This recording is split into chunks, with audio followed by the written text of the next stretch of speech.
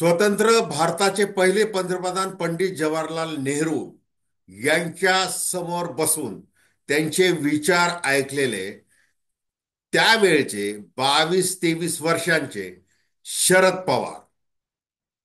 हे शरद पवार राजकारणातल्या वाऱ्याची दिशा अचूकपणे ओळखतात आणि अशी दिशा ओळखणारे ते एकमेव राजकारणी नेते आहेत. अशा शब्दामध्ये पंतप्रधान नरेंद्र मोदी यांनी शरद पवारांचं वर्णन केलेलं आहे. इतकंच नाही, मी शरद पवारांचं बोट धरून राजकारणात आलेलो आहे असं देखील ते बोललेले आहे. आता या शरद पवारांनी एक डाव टाकलेला आहे. आम्ही शरद पवारांचं राजकारण हे अनाकलनीय कसं असतं आणि मग ते इतरांना कसे फसवतात आणि स्वतःही कसे फसतात या संबंधी आपण अतिशय थोडक्यामध्ये आज चर्चा करणार आहोत. आता बघा, देवेंद्र फडणवीस हे आता मुख्यमंत्री म्हणून विराजमान होण्यासाठी अवघे 2-4 दिवस बाकी आहेत. एकनाथ शिंदे दरेगावमध्ये आराम करत आहेत. आता संध्याकाळी ते परत. आता सोमवार मंगळवारी इंडिया आघाडीच्या बैठका होणार आहेत. तत्पूर्वी शरद पवारांनी आज सकाळी बाबा आढाव ज्येष्ठ सामाजिक नेते यांची भेट घेतलेली आहे. आता शरद पवारांनी नेमका कोणता डाव टाकलेला आहे यासाठी मला आपल्याला 3 उदाहरणं सांगायची आणि मग त्यावरून आपण देखील आपल्या प्रतिक्रिया या चॅनलवर बिनधास्तपणे नोंदवाव्या. नमस्कार, जय महाराष्ट्र. मी डॉक्टर अनिल फळे. माझी आपल्याला विनंती की चॅनल सबस्क्राईब करावं, सबस्क्राईबचं बटन दाबावं आणि म्हटल्याप्रमाणे आपल्या प्रतिक्रिया बिनधास्तपणे नोंदवाव्या. एक तटस्थ भूमिकेतून आपण चर्चा करत असतो. ज्या वेळेला 2014-19च्या दरम्यान मुख्यमंत्री म्हणून देवेंद्र फडणवीस स्थिरावले होते, त्यावेळेला त्यांनी एकदा असं वक्तव्य केलं होतं की आता शरद पवार इरा हा राजकारणातून संपलेला आहे. मग शरद पवारांनी उद्धव ठाकरे यांना मुख्यमंत्रीपदी बसून दाखवून दिलं की शरद पवार इरा काय असतो ते. त्याच्यानंतर देवेंद्र फडणवीस यांनी त्यांच्यावर कडी केली. एकनाथ शिंदे यांना सोबत घेऊन सरकार बनवलं, अजितदादा पवार यांना देखील सोबत घेतलं. हे सगळं झालेलं आहे. आता बघा, 3 घटना मला आपल्याला सांगायचं आहे ज्याच्यातून शरद पवार काय आहेत, त्यांनी डाव कसा टाकलेला आहे, त्याच्या डावाला कशी त्यांनी सुरुवात केलेली आहे, त्याचे 3 उदाहरणं मी तुम्हाला सांगणार आहे. बाबा आढाव यांची त्यांनी पुण्यामध्ये जाऊन तिथं महात्मा फुले स्मारकाच्या जवळ भेट घेतलेली आहे आणि पत्रकारांशी बोलताना शरद पवार असं म्हटलेले आहेत की ज्याप्रमाणे जयप्रकाश नारायण यांनी हुकुमशाही विरुद्ध ज्या प्रकारे जन चळवळ उभी केली होती भारतामध्ये, त्या प्रकारे बाबा आढाव हे करायला निघालेले आहेत आणि त्यांना प्रचंड मोठा असा प्रतिसाद मिळालेला आहे. आता या बाबा आढाव यांनी काल प्रसार माध्यमांशी बोलताना गौतम अदानींचं नाव घेत थेट टीका केलेली आहे आणि शरद पवार गौतम अदानींच्या गाडीत बसतात किंवा गौतम अदानी शरद पवारांच्या गाडीत बसतात यावर देखील त्यांनी भाष्य केलेलं आहे. अशा परिस्थितीमध्ये रोहित पवार हे बाबा आढावांना आधी भेटतात, त्याच्यानंतर दुसऱ्या दिवशी शरद पवार भेटतात. म्हणजे आता बघा, बाबा आढाव यांच्या डोक्यामध्ये काय विचार आलेला आहे? प्रथम तो आता असा आलेला आहे की ही जी काही हुकुमशाही चालू आहे, यंत्रणांचा गैरवापर मोठ्या प्रमाणात चालू आहे, ईव्हीएम मध्ये घोटाळा झालेला आहे, पैशाचा महापूर लोटलेला आहे आणि सामदंड भेद सगळं वापरून हे सरकार सत्तेमध्ये आलेलं आहे आणि हे काही आता देखवत नाही. त्यामुळं आत्मक्लेश मी करून घेतोय आणि बाबा आढाव यांना तो अधिकार आहे. इतके वर्ष, आज त्यांचं वय 95-96 आहे, इतकी वर्ष ते कष्टकऱ्यांसाठी लढत आहेत. ते स्वतः असं म्हणतात की मी समाजवाद्यांमधला अल्पसंख्याक आहे. म्हणजे त्यांची जी फक्त कष्टकऱ्यांशी जी काही नाळ जोडलेली आहे त्यामुळं त्यांच्या पुढे सगळेजण नतमस्तक होतात. आता शरद पवार देखील नतमस्तक त्या अर्थाने झालेले आहे. याच्या आधी तर अनेकदा झालेले आहे. म्हणजे शरद पवारांना हे बरोबर कळत असतं की वारं कुठं वाहतंय, राजकारणाचं वारं कुठं वाहतंय, समाजकारणाचं वारं कुठं वाहतंय, लोक काय बोलतात हे त्यांना कळत असतं आणि मग ते आपल्या डावाला सुरुवात करत असतात. आता दुसरं उदाहरण, एकनाथ शिंदे दिल्लीला गेले, गरमागरम चर्चा झाली. आधी त्यांनी सांगितलं की मोदी आणि शहा जे काही ठरवतील त्याला माझा पूर्ण पाठिंबा असेल, आमचं महायुतीचं सरकार आहे आणि माझा पाठिंबा असेल असं म्हणत ते दिल्लीला गेले होते. त्याच्यानंतर त्यांचं समाधान होईल असं त्यांना वाटलं होतं, परंतु ते काही समाधान झालं नाही. गृह खातं पाहिजे, उपमुख्यमंत्री पद पाहिजे, MSRDC हे खातं पाहिजे, नगरविकास खातं पाहिजे, या सगळ्या अटी अमित शहा यांनी धुडकावून लावल्या. म्हणजे उपमुख्यमंत्री व्हा, पण हे खाते वगैरे असं करा. मग उपमुख्यमंत्री पद नकोय आता एकनाथ शिंदेना, त्यांना दुसरा कोणीतरी त्यांचा चेला तिथं बसवायचा आहे. मग गृह खातं तरी द्या. मग गृह खातं जर देत नसाल तर मग आपण या पद्धतीने जाऊ. आता त्यांचं काय चिंतन दरेगावच्या शेतामध्ये चालू आहे ते आपल्याला लवकर कळेल. या एकनाथ शिंदेंना जितेंद्र आव्हाड भेटून आले. आता जितेंद्र आव्हाड हे जरी एकनाथ शिंदे यांचे मित्र असले तरी जितेंद्र आव्हाड अशा राजकीय परिस्थितीमध्ये वर्षावर जाऊन एकनाथ शिंदे यांना भेटतील का स्वतःहून, तर ते अजिबात भेटणार नाही. त्यांना ते कुणाचा तरी निरोप घेऊन तिथं भेटलेले आहेत. मग तो निरोप अर्थातच शरद पवारांचा निरोप घेऊन भेटलेला आहे. मग शरद पवार यांचा हे दुसरं उदाहरण. आता तिसरं उदाहरण बघा की ईव्हीएम. आता ह्या ईव्हीएम घोटाळ्यामुळे हे सरकार निवडून आलेलं आहे. देवेंद्र फडणवीस हे ईव्हीएम सीएम होणार आहेत अशी सगळीकडे चर्चा सुरू आहे. अशा परिस्थितीमध्ये ज्या वेळेला शरद पवार यांना पहिल्यांदा या निकालावर प्रतिक्रिया विचारण्यात आली होती ईव्हीएम संबंधी काय, त्यावेळेला ते असं म्हटले होते की माझ्याकडे काय तशी ईव्हीएम संबंधी ऑथेंटिक माहिती नाहीये, त्याच्यामुळे मी काही भाष्य करू शकत नाही असं ते बोलले. आणि मग आता त्यांचं भाष्य आज त्यांनी काय केलेलं आहे बघा, की यंत्रणांचा गैरवापर झालेला आहे, हे ईव्हीएम मध्ये घोटाळे झालेले आहेत, याच्या मोठ्या प्रमाणात तक्रारी येत आहेत. आता इंडिया आघाडीची आमची सोमवारी मंगळवारी बैठक आहे, मग रस्त्यावर उतरून काय करायचं याचा निर्णय होणार आहे. म्हणजे हे 3 उदाहरणं लक्षात घ्या. मग आता ह्या गोष्टी वेगवेगळ्या आहेत, परंतु त्याचे जर बिंदू त्याचे जर डॉट आपल्याला जोडून पाहायचंय शरद पवार यांच्या व्यक्तिमत्वाकडे, तर खूप काही आपल्या हाताशी लागू शकतं. आता पंत तत्कालीन पंतप्रधान अटल बिहारी वाजपेयी यांनी शरद पवारांवर भरपूर टीका केलेली आहे. त्यांचे राजकीय मतभेद, वैचारिक मतभेद वगैरे ते सगळं होतं. संसदेमध्ये ते विरोधी पक्ष नेते ज्या वेळेला शरद पवार होते त्यांच्यावर टीका, मग ते भरपूर काही झालेलं आहे. परंतु ज्या वेळेला भूकंप झाला गुजरातमध्ये, त्यावेळेला त्याच्यातून ते संकट निवारण करायचं कसं, ही राष्ट्रीय आपत्ती आहे. आणि राष्ट्रीय आपत्ती निवारणाचं काम शरद पवारांनी वेळोवेळी चोखपणे बजावलेलं आहे. त्याचं उदाहरण म्हणजे किल्लारी भूकंप. मग सगळे मतभेद बाजूला ठेवून शरद पवारांना अटल बिहारी वाजपेयी यांनी राष्ट्रीय आपत्ती निवारण समितीचं अध्यक्ष केलं. त्याच्यानंतर हे उदाहरण जाणीवपूर्वक मी सांगतोय आपल्याला. आता पंतप्रधान नरेंद्र मोदी आणि शरद पवार यांचे एक मित्र आहेत गौतम अदानी. आणि गौतम अदानींच्या अर्थकारणाचा धागा पकडूनच महाराष्ट्रातले, भारतातले राजकारणी आपलं राजकारण करत असतात. आणि महाराष्ट्रामध्ये आता काय चर्चा, धारावी झोपडपट्टीपासून वीज आहे, एअरपोर्ट आहे, वेगवेगळ्या अनेक प्रकल्पावरती चर्चा सुरू आहे. उद्धव ठाकरे असं म्हटले होते की जर आम्ही सत्तेमध्ये आलो तर हे सगळे GR फाडून टाकू, असं ते म्हटले होते. म्हणजे एकूण काय की सगळं हे असं चालू आहे. मग आता शरद पवार यांनी तर त्या NDTVला मुलाखत दिली होती, ज्या वेळेला ते प्रकरण आलं होतं की यांनी कसे फर्जी कंपन्या कशा स्थापन केलेल्या आहेत, काय कसं केलेलं आहे. आणि मग त्यावेळेला शरद पवार उपयोगाला आले.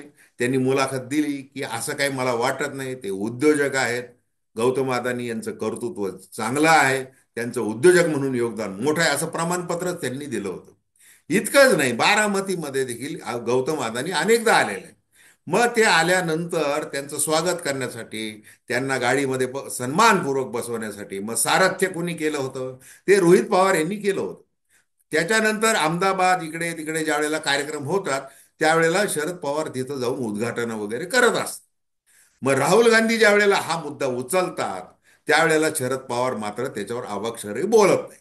आता हा ज्याचा त्याचा अधिकार आहे, त्याच्यामध्ये जास्त खोलात या जाण्याची आत्ताची ही वेळ नाही. आपण जाऊ निश्चित.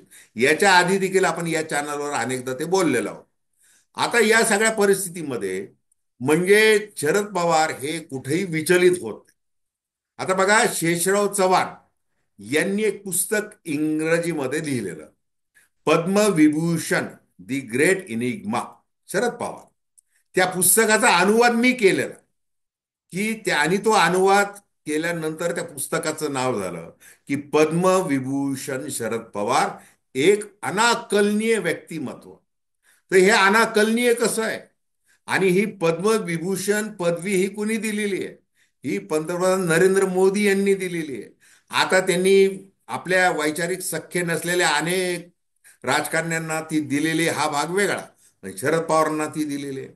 मग सगळे जे मोदींचे जे अंध भक्त, जे सध्या जे एक नवीन घटक, समाज घटक जो तयार झालेला आहे, त्याची दखल किती नाही म्हटलं तरी ती घ्यावीच लागते. तर त्यांना आता ते शरद पवार कसे आता झिरो झालेले आहेत. विधानसभेचा निवडणुकीचा निकाल लागलेला आहे आणि शरद पवारांचा इरा आता संपलेला आहे, जसं फडणवीस कसं म्हणत होते. आणि अकेला देवेंद्र काय करू शकतो हे त्यांनी दाखवलेलं आहे, वगैरे वगैरे, अशी ही सगळी चर्चा आहे. खरं तर त्यांची जी मैत्री आहे, मोदींबरोबर मैत्री आहे, अमित शहाबरोबर मैत्री आहे. वेळोवेळी निवडणुकीच्या काळामध्ये त्या भेटलेले देखील आहेत मागे. मग ते शेतकऱ्यांच्या प्रश्नावर भेटले असतील, अमक्याच्या प्रश्नावर भेटले असतील, काय जे त्यांना म्हणायचं ते म्हटलेले असतील. जसं एकनाथ शिंदे यांना देखील ते भेटलेले, म्हणजे निवडणुकीच्या आधी भेटलेले आहेत. मागच्या जुलै ऑगस्टमध्ये त्यांच्या 2 वेळेला भेटी झालेल्या आहेत. कारण काय की हे राज्याचे प्रश्न आहे, एमपीएससीच्या मुलांचा प्रश्न आहे, अमुक प्रश्न आहे, तमुक प्रश्न आहे, त्या प्रश्नासाठी यांना भेटावं लागणार होतं. प्रत्यक्षात ते भेटले कशाला? धारावाही झोपडपट्टीचं जे काही कंत्राट आहे मोठं लाखो कोटी रुपयांचं, त्या संदर्भामध्ये एकनाथ शिंदे यांच्याशी त्यांनी चर्चा केलेली. अशा बातम्या सगळीकडे आलेल्या आहेत. मग आता हे हे कारण आहे. दुसरीकडे जर तुम्हाला मुख्यमंत्री म्हणून कंटिन्यू राहायचं असेल तर तुम्ही काय केलं पाहिजे? मराठा सरदार. आता जरांगे फॅक्टर आहे, अमुक फॅक्टर आहे, तिथं तुमची ती प्रतिमा तयार झालेली आहे. आणि शरद पवारांना कुठलंही राजकारण व्यर्ज नसतं. त्यांच्या मनामध्ये काय आहे, कोणते डावपेच आहे, त्यांचा हेतू काय आहे, हे कुणीही सांगू शकत नाही, असं त्यांच्या जवळचे लोक सांगतात. म्हणजे अगदी प्रतिभा काकू देखील काही सांगू शकत नाही की यांच्या मनामध्ये नेमकं काय चाललेलं आहे, असं बोललं जातं. आणि ते खरं आहे, ते 100% खरं आहे. तर मग ज्या वेळेला या सगळ्या चर्चा सुरू होत्या, हे सगळं घडत होतं आणि त्याप्रमाणे आता घडलेलं आहे. एकनाथ शिंदे नाराज झालेले आहेत. मग आता त्यांचे फलक लागलेले आहेत मराठा सरदार म्हणून. आरक्षण देणारा हा तारणहार, एकमेव मराठा सरदार एकनाथ शिंदे, असे असे होर्डिंग लागलेले आहेत. मग आता ज्याप्रमाणे उद्धव ठाकरे यांना त्यांनी मुख्यमंत्रीपदी बसवलं, तसं ते मुख्यमंत्री एकनाथ शिंदे यांना बसू शकतात का, हे येणारा काळ सांगणार आहे. कारण की कसं आहे की ज्या धनवान पक्षाची, ज्या दिग्गज पक्षाची बैठक आता महाराष्ट्राच्या, भारताच्या राजकारणामध्ये अतिशय जोरदारपणे बसलेली आहे, त्या पक्षाला आता काँग्रेस म्हटलं जाऊ लागलेलं आहे. म्हणजे काँग्रेसमध्ये ज्या पद्धतीचे गट तट वगैरे सगळं होतं आणि सगळ्यांना सामावून घेणारा तो समुद्रासारखा पक्ष होता, आता तो समुद्राची काँग्रेसची जागा ही भारतीय जनता पार्टीने घेतलेली आहे. मग या भारतीय जनता पार्टीतल्या महाराष्ट्रातला एक गट उद्या फुटणार नाही असं कशावरून? आणि शरद पवारांना जो अनुभव आहे की कडबोळ्यांचं सरकार सगळं करायचं, म्हणजे फडणवीस जसं म्हणतात की तुम्ही दगा फटका, वसंतदादांच्या पार्टीत खंजीर कसा खुपसला, कसं सरकार आणलं. मग त्याच्यामध्ये जनसंघाचेही होते, डावेही होते, मधलेही होते, सगळ्यांना घेऊन त्यांनी सरकार ते बनवलेलं होतं. तशा पद्धतीचं सरकार महाराष्ट्रामध्ये येऊ शकतं का? तर ते येऊच शकत नाही, असं पण आपल्याला आत्ता म्हणता येणार नाही. मग ते कितीही म्हणजे, आणि मग अशा पद्धतीचे डावपेच शरद पवार खेळतात की जेणेकरून सगळीकडचं काय आहे की आपोआप उठायला लागतं. ईव्हीएम बद्दलचं जागृती आंदोलन हे एकीकडे सुरू राहील. गौतम अदानींची चर्चा हळूहळू हळूहळू विरून जाईल. बाबा आढाव वगैरे हे सगळे नेते येतील. एकनाथ शिंदे हे सत्तेमध्ये जातील की न जातील, परंतु ते देवेंद्र फडणवीस यांचा नेहमी श्वास रोखलेला ठेवणार आहे. त्याचं कारण काय खरं? कारण की हे फक्त 57 आमदार हे कारण नाहीये. मुख्यमंत्री पद दिलेलं नाहीये म्हणून आता कसं करायचं? एकनाथ शिंदे हार्ड बार्गेनर म्हणून ओळखले जायला लागलेले आहेत. मग आता त्यांचे 13 खासदार आहे दिल्लीमध्ये, हे लक्षात ठेवा. म्हणजे या चॅनलवर ज्या वेळेला चर्चा होती तर अनेक दर्शकांनी त्या प्रतिक्रिया दिलेल्या आहेत. त्या दर्शकांच्या याला दाद दिली पाहिजे की त्यांचे 13 खासदार आहेत दिल्लीमध्ये, हे विसरू नका. आणि मग ते जे 13 खासदार आहेत, आता 240 एवढी खासदारांची संख्या असताना नरेंद्र मोदी हे पंतप्रधानपदी बसलेले आहेत. चंद्राबाबू नायडू, नितीश कुमार यांच्या कुबड्या घेऊन ते बसलेले आहेत. त्या अशा परिस्थितीमध्ये या 13 खासदारांच्या संख्येचं फार मोठं महत्व आहे. आणि मग त्यामुळं अमित शहा नेहमी नेहमी वेळोवेळी, म्हणजे आता देवेंद्र फडणवीस यांचे पंख छाटायचे म्हणूनच नाही, तर या खासदारांची आपल्याला गरज आहे. आपल्या एका विचारधारेचे आहेत म्हणून गरज आहे. दुसरं म्हणजे कसं आहे की आपल्याला संख्यानिहाय आपल्याला नेहमी गरज लागणार आहे. कोणत्या वेळेला काय परिस्थिती उद्भवेल काही सांगता येत नाही. बरं, आता शरद पवार काय महाराष्ट्रापुरते राहिलेले आहेत का? ते दिल्लीमध्ये पण आहेत. म्हणजे डोनाल्ड ट्रम्प असो, अगदी त्यावेळेचे बिल क्लिंटन असो, या सगळ्यांची त्यांचे खास मैत्रीचे संबंध आहेत. मग पंतप्रधान नरेंद्र मोदी यांचे देखील ते संबंध आहेत. मग आता शरद पवारांचे कसे कसे, कुठे कुठे, काय काय संबंध आहेत, त्याची सगळी जंत्री जरी नरेंद्र मोदी यांच्याकडे जरी असली, तरी राजकीय आखाड्यामध्ये ही मैत्री काही कामाची नाही. आणि मग तिथे हे अंगाला तेल लावलेला जो पैलवान आहे, हा आपल्याला धडा शिकू शकतो. असं ते सगळं आहे. एकीकडे बघा, आता इंडिया आघाडीमध्ये शरद पवार आहेत. राहुल गांधी आणि त्यांच्यामध्ये त्या अदानी याच्यावरून विरोध आहे. उद्धव ठाकरे आणि त्यांच्यामध्ये त्याबद्दल विरोध आहे. तरी देखील त्या इंडिया आघाडीमध्ये आहेत. पुढेही कायम राहतील. आणि ते सगळं कसं जमवायचं, कुठं काय माघार घ्यायची, कुठं काय बोलायचं, याचं सगळं ताळतंत्र हे शरद पवारांच्या अंगी बांधलेलं आहे. म्हणजे मुळातच आता बघा, सोनिया गांधी परप्रांतीय आहेत. तो आपल्याला अडथळा येऊ शकतो. मग त्याच्या विरुद्ध रोष म्हणून त्यांनी ते पत्र लिहिलं त्यावेळेला. मग ते ते बाहेर पडले, राष्ट्रवादी काँग्रेसची स्थापना केली वगैरे, हे सगळे आपल्या समोर आहे. परंतु आता सोनिया गांधींबरोबर ते इंडिया आघाडीमध्ये आहेत गेल्या अनेक वर्षांपासून. तर ते असंच हे शरद पवारांना नीट जमतो.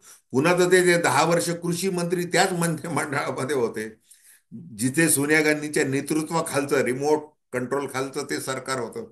हे सगळं त्यांनी केलेलं आहे. मग आता शरद पवार हे किती 5-15 आमदार आहेत म्हणून खचून जातील का? तर ते अजिबात जाणार. म्हणजे त्यांनी तर सांगून टाकलेलं की मी आता बसणाऱ्यांपैकी नाहीये, मी आपल्या कामाला लागणार आहे. ते कामाला लागलेले आहेत. आता स्थानिक स्वराज्य संस्थांच्या निवडणुका आहेत वगैरे वगैरे, ते सगळे आहेत. आता महाराष्ट्राच्या एकूण राजकारणाला हे राजकारण कोणत्या दिशेने वाहत आहे, आणि हे समजून घेत शरद 84 वर्षांचे शरद पवार हे आता 12 डिसेंबरला आपला वाढदिवस साजरा करणार आहेत.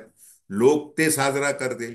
आता शरद पवार पुढे पुढे कशा पद्धतीने आपले पत्ते फेकतात, एकनाथ शिंदेच्या संदर्भात काय करतात, एकूण हे जन आंदोलन उभं राहिली ईव्हीएमच्या संदर्भात, त्या संबंधी ते काय करू शकतात, हे आता आपल्याला येणारा काळच सांगेल. तर धन्यवाद. हा व्हिडिओ आपल्याला आवडला असल्यास अवश्य शेअर करा, सबस्क्राईब करा आणि आपल्या प्रतिक्रिया बिनधास्तपणे नोंदवा. धन्यवाद.